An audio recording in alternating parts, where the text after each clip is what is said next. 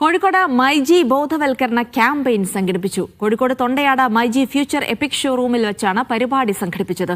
കൊച്ചുകുട്ടികൾക്കിടയിലുള്ള അമിത phone ഉപയോഗത്തെ സംബന്ധിക്കുന്ന ബോധവൽക്കരണ ക്യാമ്പയിന്റെ രണ്ടാം ഘട്ടത്തിന്റെ ഭാഗമായിട്ടായിരുന്നു പരിപാടി.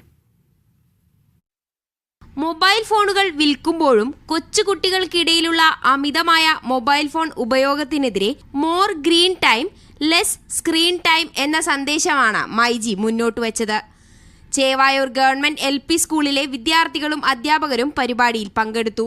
കോഴിക്കോട് നാഷണൽ ഹോസ്പിറ്റലിലെ പീഡിയാട്രിഷ്യൻ ഡോക്ടർ നിമിഷ PM-ന്റെ നേതൃത്വത്തിൽ ക്ലാസും ഇന്ററാക്ഷൻ സെഷൻസും നൽകി. നമ്മൾ ആ ക്യാമ്പയിനിങ്ങിന്റെ പേര് തന്നെ ഫോൺ വേണ്ട ക്യാപ്ഷനായിട്ട് കൊടുത്തിട്ടുള്ളത് less screen time more green time എന്ന് പറഞ്ഞിട്ടാണ്.